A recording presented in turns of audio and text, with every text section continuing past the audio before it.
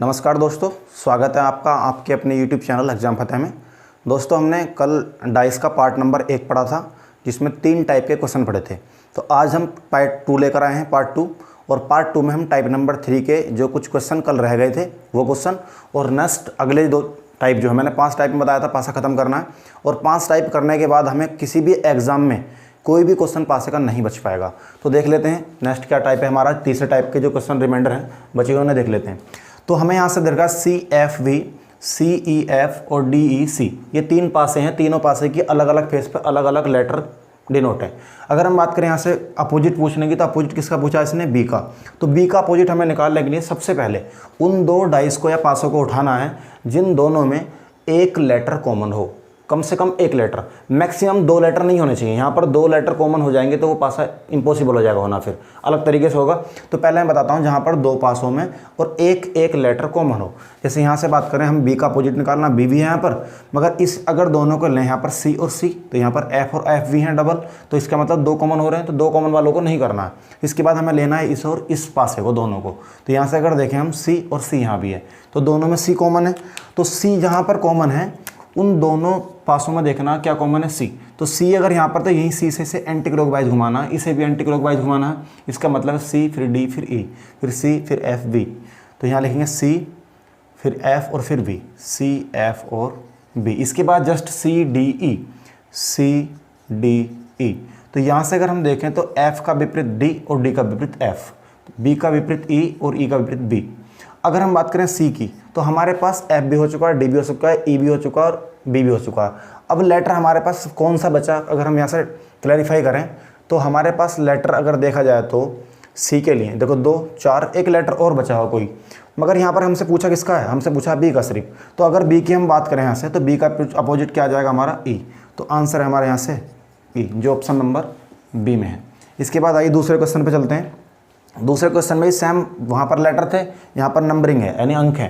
अंक वाले में 6 का अपोजिट पूछा, तो हमें वो पासा उठाना है, वो 2 पासे उठाने हैं जिसमें एक कोई भी साइड इक्वल हो या बराबर सेम हो। तो मतलब कह सकते हैं यहाँ से, अगर 6 का अपोजिट निकालना, तो अगर मैं इन दोनों पासे की साइड सतह को लेता हूँ, यहाँ पर 6 यहाँ भी 6, तो 6 का तो मुझे ऑलरेडी निकालना, वरना हो तो इससे भी जाएगा। बट हम इससे तब करेंगे जब हमारे पास और किसी पासे पर कॉमन नहीं दिखाई दे। क्यों नहीं करेंगे इन दोनों से? क्योंकि 6 का ही हमें निकालना और 6 का ही अपोजिट पूछा है इसने, और 6 ही कॉमन है यहाँ पर। तो इसलिए क्या करेंगे, हम इस पासे को और इस पासे को लेंगे। तो यहाँ पर देखूँ तो मैं 2 कॉमन है यहाँ पर 1 भी है और यहाँ 1 भी है, और यहाँ 4 भी है और 4 भी है, तो डबल कॉमन है। अब हम क्या करेंगे, अब हमें इन दोनों को ही लेना पड़ेगा। उसका भी तरीका है, बताता हूँ उसका भी क्या है, पहले इसे समझ लेते हैं एक बार। तो यहाँ से अगर मैं देखूँ तो 6 कॉमन यहाँ भी है और 6 यहाँ भी है, घुमाओ से एंटी क्लॉकवाइज, इसे भी एंटी क्लॉकवाइज। 6 1 4, तो लिखेंगे 6 1 और 4, फिर 6 5 3, 6 5 3। तो मैं ये कह सकता हूँ यहाँ से 1 का अपोजिट 5 और 5 का 1, 4 का अपोजिट 3 और 3 का अपोजिट 4। अब हमारे पास नंबर बचा 6, और जब 6 नंबर बचा तो हमारे पास एक नंबर और बचा, क्योंकि किसी भी पासे की सतह पर 1 से लेकर 6 तक की गिनतियाँ डिनोट होती हैं। तो यहाँ पर 1 भी हो चुका है, 2 नहीं आया, तो 6 का क्या बचा, 2 बचा, 2 भी हो गया, फिर 3 फिर 4 फिर 5 और फिर 6। तो हमारा 6 का अपोजिट क्या आ जाएगा यहाँ पर 2, और यही इसका आंसर है ऑप्शन नंबर। अगर हम बात करें 2 की, तो इसमें अगर यहाँ से देखा जाए तो हो सकता है इस विकल्प में एरर है, शायद यहाँ पर 2 आएगा इसका आंसर, 2 राइट आंसर है। जबकि अगर हम यहाँ से अलग अलग तरीके से देखें किस तरह से कर सकते हैं, तो मैं कह सकता हूँ यहाँ से 6 के साथ 1 और 4 है, तो ये अपोजिट नहीं हो सकते, यानी कि 6 के साथ 1 और 4 ये दोनों अपोजिट नहीं हो सकते। इसी प्रकार 6 के साथ 5 और 3 भी है, तो 5 भी नहीं हो सकता और 3 भी नहीं हो सकता। अब हमारे पास 1 भी नहीं है, 4 भी नहीं है, 3 भी नहीं है, फिर बचा गया हमारे पास 2। तो इसलिए 2 इसका आंसर हो जाएगा, यानी 6 का अपोजिट 2। तो हम इस तरह से भी कर सकते हैं बिना घुमाए पासों को, बिना कॉमन देखे। मतलब वो देखना हमें जिसका अंक का हमें अपोजिट निकालना है, उसके साथ जो भी अंक फेस वैल्यू पर दिखाई दे रहे हैं, तो वो सारे अंकों को खत्म कर लेंगे, हटा लेंगे, मतलब वो उसके अपोजिट नहीं हो सकते। अदर अपोजिट जो ही बचा, जैसे मान लो यहाँ पर मैंने लिया 6 का अपोजिट 1 नहीं हो सकता क्योंकि 1 7 है 6 के, 4 भी नहीं हो सकता क्योंकि 4 7 है, उसके बाद 5 भी नहीं हो सकता क्योंकि 5 7 है 6 के, और फिर 3 भी नहीं हो सकता। फिर बचा क्या हमारे पास, 1 हो गया, 2 नहीं हुआ, यानी 2 बचा, तो 2 ही इसका राइट आंसर है। इसके बाद हम चलते हैं यहाँ से क्वेश्चन नंबर 3। हमसे यहाँ पर 3 पासे दे रखे हैं और तीनों पासों पर अलग अलग हैं, yellow, blue, green, violet, green, magenta, और ब्लू मजेंडा और रेड। तो हमसे यहाँ से पूछा मजेंडा का, इसने मजेंडा का हमसे अपोजिट पूछा। तो हम क्या करेंगे कि कोई 2 ऐसे पासे उठाने जिसमें मजेंडा भी हो या फिर अदर कोई दो कॉमन हो, मतलब एक एक दोनों पर, तो वो हमें पासा उठाना है। कौन सा हो सकता है देख सकते हैं यहाँ से। अगर मैं इन दोनों पासे को उठाता हूँ तो यहाँ पर जी है और यहाँ भी जी है, यहाँ बाई है और यहाँ बी है, तो हमारे पास यही पासा उचित है जी और जी। तो इसे अपोजिट घुमाएंगे इस तरह से एंटी क्लॉकवाइज, ये जाए जी वाई वी, यानी कि G Y V, G M B, ये जाए जी एम बी। तो अगर हम यहाँ से बात करें G M B, G by B, G by B, B for ban वाला बॉय वाला। अगर हम यहाँ से देखें मजेंडा का, तो मजेंडा का हमारे पास क्या है बाई है और ब्लू का हो जाएगा हमारा वायलेट। तो मजेंडा का ही हमसे पूछा, तो मजेंडा क्या आ जाएगा यहाँ पर येलो, और येलो इसका answer right Y E double L O yellow. जो नीचे था वो नीचे हमारा दिखाई नहीं दे रहा था, इसलिए हम ऊपर ले जाएंगे इस क्वेश्चन को और यहाँ से बात कर लेते हैं। देखें अगर मैं इस क्वेश्चन की बात करूँ, सिंपल इसने सबसे पहले पूछा कि इस क्वेश्चन मार्क का क्या वैल्यू आएगी, क्या अंक आएगा यहाँ पर, वो हमें बताना फिलहाल। इसमें अपोजिट नहीं पूछा, इसमें डायरेक्टली क्वेश्चन मार्क का स्थान पूछा क्या है। और ये क्वेश्चन इंपॉर्टेंट क्वेश्चन क्या कैटेगरी में आ जाता है, क्योंकि ये क्वेश्चन इस टॉपिक का सबसे हार्ड क्वेश्चन माना जाता है। इस क्वेश्चन को करने के लिए हम क्या करेंगे, सबसे पहले हम इन दोनों डाइस में हम एक एक कॉमन है उस कॉमन को देखते हैं पहले सबसे पहले। तो और इसे एंटी क्लॉकवाइज घुमाते हैं इस तरह से। तो यहाँ से अगर मैं देखूँ तो एक का आ जाएगा यहाँ एक, 4 5, 1 4 और 5, इधर 1 6 3, 1 6 और 3। तो यहाँ से अगर मैं देखूँ 4 का अपोजिट 6 और 6 का अपोजिट 4, 5 का अपोजिट 3 और 3 का अपोजिट 5, 1 का अपोजिट कितना आ जाएगा 2, क्योंकि 4 भी हो गया, 3 भी हो गया, 5 भी हो गया, 6 भी हो गया, मगर 2 नहीं आया, तो 2 इसका अपोजिट है 1 का। अब हमें यहाँ से देखना, अब एक सिंपल क्या काम करेंगे हम यहाँ पर, इस जो पासा है ये वाला पासा है इसे उठाते हैं, इस वाले डाइस को उठाते हैं और बहुत ध्यान से समझना है। इस डाइस को जस्ट हमें इसकी फॉर्म में कन्वर्ट करना, कैसे करेंगे वो भी देख लेंगे। तो पहले हमने यहाँ पर 1 लिखा, फिर 6 और फिर 3। इस क्वेश्चन को मैं आपको डिटेल से बताता हूँ थोड़ा सा, ताकि समझ में अच्छा है। अगर यहाँ से मैं बात करूँ 4 का अपोजिट 6 और 6 का 4, तो 6 का अपोजिट कितना है 4, तो 4 तो इधर आएगा। इसके बाद अगर 5 की बात करें तो अपोजिट 5 का 3, 3 का 5, एक दूसरे का अपोजिट है, तो 3 यहाँ पर है, तो 5 आएगा इस साइड में यहाँ पर। अगर हम बात करें यहाँ पर 1 का अपोजिट कितना 2, तो नीचे क्या आएगा यहाँ पर 2 आएगा। समझ गए यहाँ तक क्लियर है। अब इस पासे को हम इस तरह से रोटेट करते हैं, इस पासे को हम इस तरह से घुमाएंगे। और कैसे घुमाएंगे देखिए, अगर हमारे पास यहाँ पर 3 है और ये 3 हमें लाना है, तो सिंपल क्या करेंगे हम इस तरह से इसे घुमाएंगे यूँ, इस तरह से। तो ये जो 3 है ये पासा यहाँ पर, ये 3 नंबर यानी ये वाली सतह इसकी, ये यूँ घुमाएंगे इसे तो यहाँ पर आ जाएगी। और 5 वाली कहाँ पहुँच जाएगी इस साइड में, और 4 वाली किधर आ जाएगी इसके सामने। 3 की जगह 4 आ जाएगा और 6 की जगह 3 वाली साइड आ जाएगी। ध्यान समझना एक बार, जब 4 यहाँ पर आ जाएगा और 3 यहाँ पर आ जाएगा, जबकि यहाँ पर हमने एक बात ये देख रहे हैं कि 3 यहाँ पर आ चुका है, मगर 4 यहाँ पर है और 4 हमारा ऊपर है यहाँ से। तो ये जो 4 हमारे पास ऊपर है, यहाँ से इस 4 को हमें ऊपर पहुँचाना जस्ट घूमने के बाद। तो सिंपल हम क्या करेंगे, इस पासे को 3 को सेम ऐसे रहने देंगे। अब इस पासे को ऐसे घुमाएंगे इस तरह से, इस पासे को ऐसे, मतलब 3 को टॉप पे कर देंगे, इसे ऐसे घुमा देंगे। तो 3 तो ऐसे ऊपर पहुँच जाएगा, मतलब सॉरी ये जो 4 यहाँ पर आ चुका है, 4 कहाँ पहुँच जाएगा टॉप पर यहाँ पर। जब 4 यहाँ पर पहुँच जाएगा घुमाने के बाद इस तरह से घुमाएंगे, तो जब घुमाएंगे 3 पे कोई प्रभाव नहीं पड़ेगा। जो 3 यहाँ पर आ चुका होगा वो 3 पे कोई प्रभाव नहीं पड़ेगा, वो 3 यहीं रहेगा, बस ये 4 ऊपर पहुँच जाएगा। और जैसे ही हम 4 ऊपर पहुँचाएंगे, मतलब यहाँ पर 4 होगा, 4 ऊपर पहुँचेगा तो 1 का स्थान कहाँ पहुँच जाएगा इधर साइड में। तो 1 का अपोजिट यहाँ पर कौन आ जाएगा 2, तो इसलिए अपोजिट हो जाएगा इसका 2, और यही इसका आंसर है 2।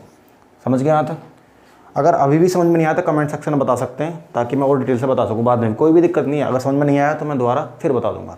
अब आते हैं टाइप नंबर 4, और टाइप नंबर 4 में मैंने 4 डाइस लिए हैं और किस तरह से करना है ये क्वेश्चन ये भी देखने। यहाँ से पूछा 3 का अपोजिट बताइए कितना आएगा। तो 3 का अपोजिट निकालने के लिए मैं वो 2 पासे लूँगा जिनमें कोई भी एक एक अंक कॉमन होंगे। जैसे हमारे पास यहाँ से अगर बात करें तो यहाँ से अगर देखें 3 का अपोजिट निकालना है, तो 3 का अपोजिट निकालने के लिए यहाँ पर 3 3 है, यहाँ 6 है और 5 है, यहाँ पर 4 है, मतलब 3 3 कॉमन है। तो यहाँ पर 3 3 वाले को ही हम उठा सकते हैं, कोई भी दिक्कत नहीं है। तो 3 हमने यहाँ से उठाया और 3 ही यहाँ से उठाया, घुमा दो एंटी क्लॉकवाइज इस तरह से, वैसे भी ऐसे घुमाना है। 3 5 2 ये हो जाएगा 3 5 2, यहाँ से 3 6 4, 3 6 और 4। अब 5 6 का हो चुका, 2 3 2 4 का हो चुका, तो ये 3 का क्या बचा 1, तो 3 का अपोजिट आ जाएगा यहाँ पर 1 सिंपल। तो आंसर है इसका 1। इसके बाद अगर बात करें इस वाले डाइस की यहाँ पर 6 का अपोजिट बताने की, 6 का अपोजिट, तो 6 का अपोजिट निकालने हम क्या करेंगे, कोई भी 2 डाइस उठा सकते हैं जिसमें 6 भी हो या 6 कॉमन हो, कोई भी दिक्कत नहीं है, चल जाए, कोई परेशानी नहीं है यहाँ पर। तो अगर हम बात करें यहाँ से इस दोनों की, इन दोनों डाइस को उठाएं तो यहाँ पर 6 3 2, वहाँ पर है 1 4 2, तो यहाँ पर 2 2 कॉमन है दोनों पासों पर, क्योंकि एक ही नंबर कॉमन देखना हमें। घुमाएंगे इसे एंटी क्लॉकवाइज इस तरह से, इसे भी घुमाएंगे, ये जाएगा 2 6 3 यहाँ पर हो जाएगा 2 6 3, यहाँ पर हो जाएगा 2 1 4, फिर जाएगा 2 1 और 4। हमसे 6 का अपोजिट पूछा, 6 का अपोजिट कितना आ जाएगा 1, यानी 6 का अपोजिट आएगा 1 और इसका राइट आंसर ए यहाँ पे। समझ गए यहाँ तक। इसके बाद हम बात कर रहे हैं इस नेक्स्ट टाइप के, मतलब इसी टाइप का जस्ट नेक्स्ट क्वेश्चन, मगर यहाँ पर बिंदियाँ दे रखी हैं यानी पॉइंट डिनोट कर रखे हैं, तो इससे कोई फर्क नहीं पड़ता। अगर 2 पॉइंट है 2 संख्या मान लो, 4 पॉइंट है 4 संख्या मान लेंगे। तो यहाँ पर 6 संख्या 6 डॉट का हमें अपोजिट बताना है, 6 डॉट का। तो हमें ऐसा पास उठाना जिसकी 2 सतह कॉमन हो, मतलब सॉरी 1 सतह कॉमन हो और 6 भी हो, चाहे 6 ना हो तो भी कोई दिक्कत नहीं, मगर 1 सतह कॉमन जरूर होनी चाहिए, दोनों पास होगी। अगर हम बात करें यहाँ से, इस पर 6 और यहाँ भी 6 है। अगर मैं यहाँ से देखूँ तो ये वाला डाइस और ये वाला डाइस में यहाँ पर क्या कॉमन है, हमारे पास 5 है, यहाँ पर 4 है, मगर यहाँ पर 3 है, वहाँ पर 1 है, नहीं है कॉमन ये दोनों। तो हम कौन से उठाएंगे, यहाँ पर 6। अगर मैं बात करूँ इस वाले पास है कि यहाँ पर, तो यहाँ पर कितने 5 है, तो 5 यहाँ पर नहीं, मगर 1 है और 6 भी है। तो इसका मतलब इसी को हम घुमाएंगे एंटी क्लॉकवाइज, यहाँ से इस तरह से इसे घुमाएंगे। ये इसका मतलब है 1 3 4, 1 3 और ये हो जाएगा यहाँ से 4, 1 3 4, 1 3 4, इसे घुमाएंगे 1 6 5, 1 6 और 5। हमसे पूछा 6 का अपोजिट कितना आ जाएगा 3, तो इसका मतलब इसका आंसर हो जाएगा ऐसे 3 बिंदु, यानी कि 3 डॉट इसका राइट आंसर, 3 डॉट। अब बात करते हैं सैम्बलिक। जो हम सैम्बलिक क्वेश्चन की बात करते हैं, इसमें 4 डाइस होंगे और सैम्बलिक पर आधारित क्वेश्चन पूछ लेगा। जैसे यहाँ पर स्टार है, एंटर रेट आर है, एंटर सी है।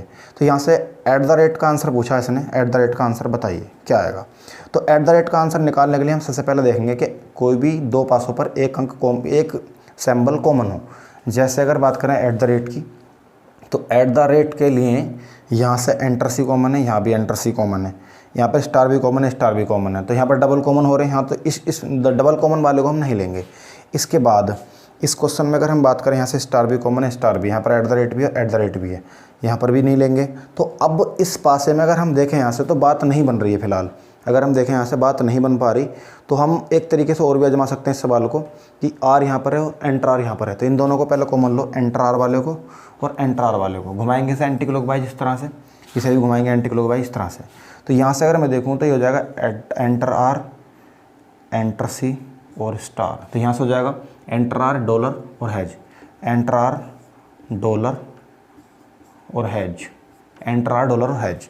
अगर हम बात करें यहाँ से एट द रेट की, तो एट द रेट की अगर क्लियर बात अगर देखी जाए, तो आर यहाँ से अगर डॉलर का क्या है एंटर है, डॉलर का एंटर, तो डॉलर का एंटर और डॉलर का एंटर सी और एंटर सी का डॉलर, तो ये तो एट द रेट का हो नहीं सकते। दोनों ऑप्शन में जो भी दिखाई दे उन्हें खत्म कर सकते हैं हम यहाँ से, यानी डॉलर और एंटर सी को, तो डॉलर को ख़त्म कर देंगे, इसका आंसर नहीं हो सकता।